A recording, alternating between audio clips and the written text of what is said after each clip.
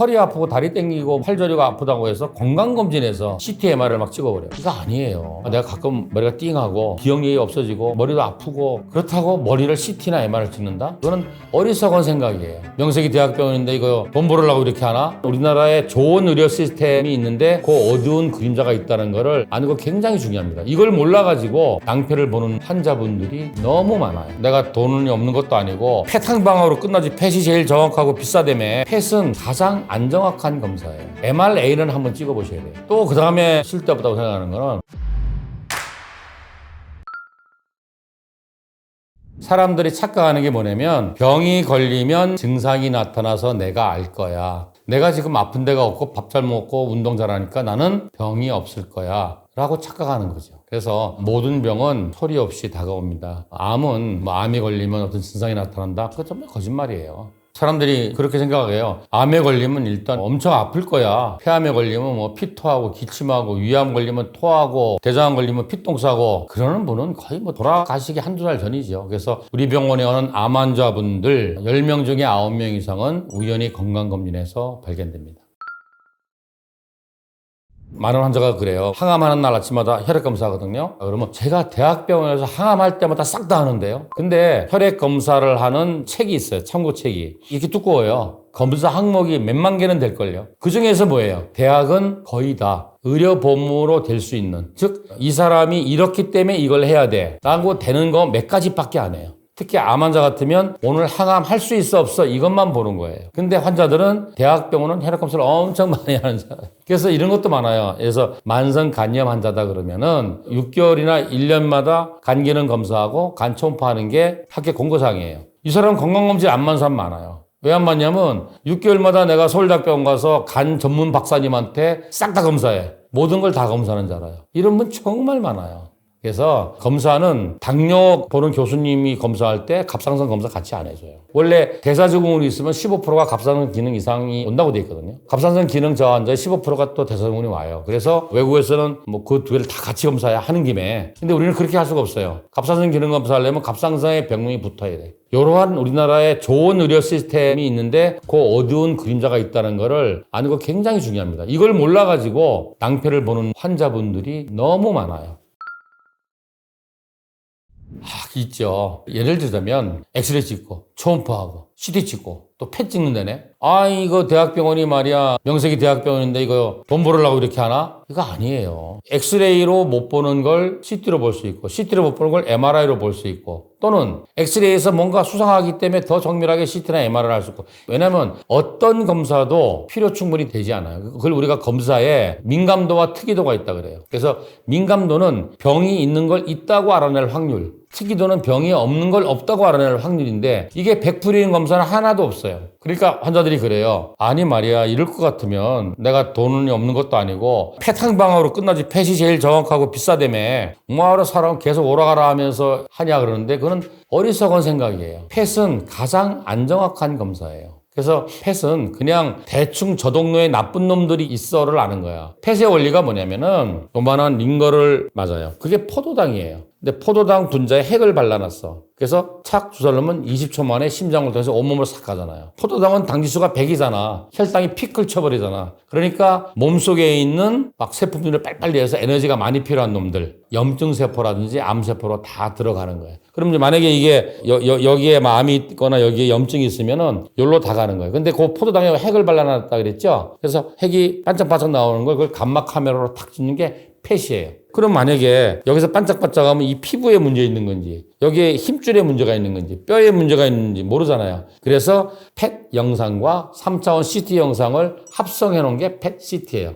그럼 여기 반짝반짝하는 게 뼈에 문제가 있었네. 그럼 뭐 암이 뼈에 저리겠거나 만성 골수염이 있으면 반짝반짝할 수 있겠죠. 그래서 펫 CT라는 거는 스크리닝이야. 대충 보는 거예요. 저기 수상한 놈들이 있어. 그럼 이제 거기에 조직 검사를 해서 뭔지를 알아내는. 그래서 정말 나는 우리 집안에 암 환자도 많고 다양한 암이 있고 나는 막 불안해. 그런데 우리가 영상의학적으로 혈액 검사로 찾아낼 수 있는 암은 한계가 있단 말이에요. 그럴 때 뭐 한 번 정도 하는 건 모르겠지만 건강검진마다 펫CT를 찍을 필요는 없다고 봅니다. 또 그 다음에 쓸데없다고 생각하는 거는 허리 아프고 다리 땡기고 팔저리가 아프다고 해서 건강검진에서 CT, MR을 막 찍어버려요. 그러면 일단 뭐냐면은 비용이 엄청 나와요. 돼요. 왜냐면 건강검진은 의료 보면 안 되잖아요. 100% 자기가 내야 돼. 근데 정형외과 의사 선생님이 이분은 엑스레이는 잘 모르겠는데 MRI나 CT 찍어봐야 되겠네? 그러면 의료보험이 돼요. 그때 찍으면 되지. 허리 아프다고 목 아프다고 그 의미가 없고 또 이제 내가 가끔 머리가 띵하고 기억력이 없어지고 머리도 아프고 그렇다고 머리를 CT나 MRI를 찍는다? 영상의학은 구조가 망가졌나 정상 구조가 아닌가를 본다고 보면 되거든요. 그러면 치매가 왔다든지 인지장애가 왔다든지 두통이 온다든지 그랬을 때 뇌 CT나 MRI에서 알 수 있는 정보가 별로 없어요. 물론 이딴만한 뇌 종양이 있어갖고 뇌압이 올라가서 두통이 못 모르겠지만 그 정도 되면 이제 신경학적 증상이 나타나죠. 한쪽 눈이 잘 안 움직인다든지 말이 안 나든지 이렇게 되면은 당연히 그는 신경외과나 신경과 선생님이 보다를 내리죠. CT나 MRI. 그래서 그거는 건강검진에서 꼭 할 필요가 있겠는가. 뇌도 CT나 MRI보다 MRA는 한번 찍어보셔야 돼요. 이게 뭐냐면 MRI는 뇌 실질부의 구조를 보는 거고 MRA는 MRI에다가 A가 엔지오그램이라는 거야. 혈관 조영술이에요. 그래서 뇌혈관이 어떻게 문제가 돼 있는가를 이제 보는 건데 주로 거기서 보는 게 뭐냐면 뇌 혈관에 꽈리 생겼다고. 뇌 동맥류가 의외로 많아요. 인구의 2, 3%니까 4, 50명에 1명이에요. 이거는 진짜 뭐 아니면 도예요. 아무 증상도 없어. 근데 이게 어느 날 갑자기 뇌에 있는 동맥이 이렇게 가다가 여기가 부풀어 오른 거야, 이렇게. 풍선처럼 부풀어서 약할 거 아니에요. 그러니까 압이 가면 잘 터진단 말이야. 근데 뇌에 터지면은 뇌출혈이잖아요. 그래서 한 번 정도는 뇌 MRA는 한번 찍어보면은 아주 유용합니다. 그 다음에 심장 초음파도 예를 들어서 자기가 고혈압이 있고 원래 사람은 자기 심장 뛰는 걸 못 느껴야 되는데 자기 심장이 콩쾅콩 뛰는 걸 느껴요. 그걸 심계항진이라 그래. 어떤 때는 내가 심장이 뛰다가 안 뛴다는 걸 부정맥을 느끼는 분도 있어요. 또 숨이 차, 조금만 움직여도. 그럴 때는 심장이 잘 이렇게 피를 짜주나 기능을 찍을 필요가 있는데 평소에 아무 느낌도 없는 분이 심장 초음파를 찍는 거는 진짜 실익이 없을 것 같은데요. 뭐 그런 것들은 의미가 없는 것 같고 위내시경은 35세 이후부터 한다고 돼 있어요. 위내시경은 30대 중반 넘어가면 매년 하세요. 그러면 위내시경 한 사람의 절반 이상은 우리나라에서 위염 나올걸요. 맵고 짜고 이런 거 많이 먹어서. 그래서 그중에서도 뭐 위축성 위염이라든지 장상피 화상 같은 거는 또 이게 나쁘게 발전할 수도 있으니까 위내시경은 매년 하자. 특히 내가 폭식을 하거나 야식을 하거나 술을 먹거나 맵고 짜고 맛있는 걸 많이 먹으면 매년 하자. 그 다음에 대장내시경을 잘 안 해요. 대장내시경을 국가검진은 없어요. 없고 이제 54세인가부터는 잠혈검사라고 해갖고 대변에 피가 있나를 봐요. 그리고 이제 거기서 잠혈검사에서 피가 나오면 대장내시경 해줘요. 잠혈이 나올 정도면 대장암이라 그러면 굉장히 진행된 거거든요. 그때 검사에서 뭐예요? 그러니까 우리나라가 대장암 전 세계 발병 1위 국가 됐잖아요. 근데 대장암이 점점 나이가 젊어지고 대장용종이 20대로 나와요. 대장내시경은 매년은 아니지만 학회 공고는 그래요. 135 그래가지고 50이 넘어서 대장내시경 했을 때 아무것도 없다 깨끗하다 그러면 5년 있다 해라. 왜냐면 선정이 대장암으로 되는 게 한 10년 걸린다 그러니까. 그리고 용종 뗐다. 그러면 3년 후에 해라. 그리고 고위험군이다. 당뇨도 있고 고지혈증도 있고 대사증후군 있고 비만하고 술 좋아하고 고기 좋아하고 그리고 집안에 대장암이나 전립선암 이런 게 있다 그러면은 매년 해라. 이렇게 학회 공고사항인데 저는 용종 뗀 사람은 뭐 3년 기다릴 것도 없이 2년마다 하면은 대부분 또 생겨요. 생기는 족족 떼야 돼. 이거 뭐 10몇 개씩 떼는 사람도 있어요. 그래서 대장내시경 그렇게 하면 좋겠고 유방암 같은 거 우리나라 유방암의 특징이 뭐냐면은 치밀 유방이고 그리고 젊은 유방암 환자가 많아요. 그래서 나이가 젊을수록 재발 확률이 높아요. 그래서 20대 유방암은 굉장히 위험해요. 그래서 한 2, 3주 전에 우리 병원에 온 사람이 21살 때 왼쪽 유방암 걸렸는데 61살인가? 40년 후에 오른쪽 유방에 암이 생겼어요. 그리고 지금 4년 후에 그게 또 재발했어요. 그래서 유방암도 좀 자주. 그리고 이제 갑상선 꼭 해보세요. 이게 벌써 한 10년 전 얘기인데 우리나라 40대 이후의 사람을 갑상선 초음파를 대면 5명 중에 3명은 결절이 나온다고 돼 있어요. 그럼 이 결절이 나오면 학회 권고사항은 뭐냐면 매년 초음파 팔로우예요. 처음 추적 검사를 하게 돼 있는데 그때 내가 갑상선 학회 갈 때 물어봤어요. 갑상선 결절이 나오면 내년에 검사하러 오세요. 그러면 잘 안 오거든요. 그러면서 또 꼭 물어봐요. 이거 놔두면 암 됩니까? 그래요. 이거 암 될 수도 있으니까 내년에 검사하러 오세요. 그러면 그 사람은 그날부터 암 환자 돼. 잠도 못 자. 근데 아예 암 안 돼요. 그런데 혹시 모르니까 오세요. 그러면 안 와요. 그래서 다른 선생님들은 어떻게 이야기하냐고 그랬더니 아주 원로 교수님이 나는 그렇게 말한대요. 이놈은 암이 안 되는데 그 옆에 놈이 암이 될 수 있어. 그러니까 해마다 검사하세요. 이렇게 이야기한대요. 그래서 갑상선이 지금 남녀 전체 암 1위잖아요. 조기에 발견해서 수술하면 완치율이 거의 100%예요. 근데 문제가 갑상선암도 수술 아니고 다른 방법이 별로 없어요. 일단 방사선 치료가 잘 안 들어요. 그리고 확실한 항암제도 없어요. 그래서 이게 재발하면 방사선 동위원소 몇 번 쓰다가 손을 못 쓰게 돼요. 그래서 우습게 볼 게 아니고 초음파만 되면 되니까. 그래서 갑상선도 일찍 하고 만약에 결절이 있다 그러면은 매년 검사하시고 결절이 없어도 4, 5년에 한 번씩 하면 반드시 언제가 생길 가능성이 많습니다. 그리고 복부 초음파는 좀 비만하거나 그런 분들 가능하면 1년에 한 번씩 하세요. 초음파도 이게 소리니까 방사선이 아니잖아요. 그러니까 갖다 대면 복부에 있는 거 다 봐주잖아요. 간, 췌장, 담도, 비장까지 다 봐주니까 얼마나 좋아요. 그래서 또 요즘에 전립선암이 급속도로 늘고 있거든요. 그래서 주로는 이제 전립선 비대증이지. 50대는 50%가 전립선 비대증이 오고 60대는 60%, 70대는 70% 온다고 돼 있어요. 그러나 이제 그 중에서도 전립선 암도 있으니까 전립선 초음파도 50이 넘으시면 꼭 해보시고 만약에 비대증이 있다 그러면은 그것도 1년에 한 번씩은 하셔서 혹시 나쁘게 되지 않는 한을 검사해 보시는 게 어떨까 싶습니다.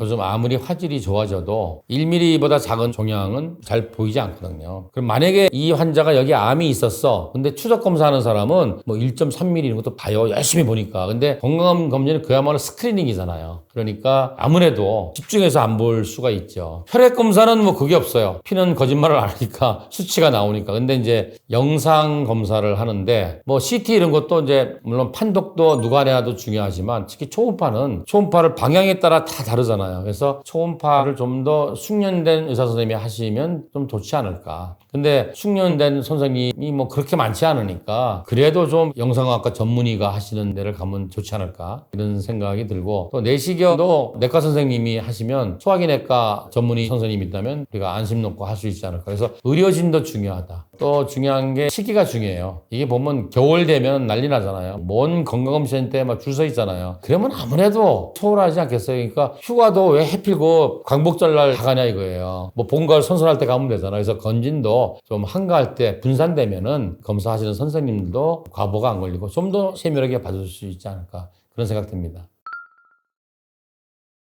전 세계에서 전 국민을 의료보험을 해주고 전 국민을 국가검진을 시행하는 나라는 아마 우리나라밖에 없지 않나 싶어요. 그런데 또 약간 불만이 있어요. 왜냐하면은 국가재정이 들어가다 보니까 국가에서 모든 걸 규제하고 통제하는 거예요. 정말 신기한 게 우리나라는 내가 어떤 검사를 하고 싶어. 그러면 병명이 붙어줘야 돼요. 이 병명이 있어야지만 이 검사를 할 수 있어. 내가 이 약을 처방하고 싶어. 그러면 이 병명이 있어야 돼요. 그래서 의료 쪽에 빅데이터를 가지고 미래 산업을 준비해야 되는데 우리나라 의료 빅데이터는 믿을 수가 없어요. 예를 들자면 우리가 뭐 허리가 아파서 진통제, 근이환제, 뭐 감기가 걸려서 해열제, 진해거담제 이런 걸 쓰면은 혹시 위에 부담이 될까봐 소화제나 위장약을 처방을 하려면 반드시 차트에 이 사람이 위험이 있다고 써야 돼. 안 쓰면 위장약을 예방적으로 못 써요. 그럼 뭐예요? 우리나라는 위험 환자가 사실 많기도 하지만 위암이 아닌 사람도 처방받을 때마다 큰 위암이 돼버리는 거잖아요. 그래서 이런 문제점이 있는 거예요. 그리고 건강검진의 문제인데 정말 국가검진은 반드시 하셔야 돼요. 만약에 국가검진을 안 하잖아요. 그러다가 암이 걸리잖아요. 그러면 국가에서 지원해주는 지원금이 있어요. 그거 못 받을 수도 있어요. 그래서 그건 반드시 하셔야 되는데 한번 생각해 보세요. 건강검진이잖아요. 내가 얼마만큼 건강한지를 알아보는 게 되잖아요. 근데 그게 아니고 내가 어떤 병이 있나를 알아보려고 하는 거예요. 그러니까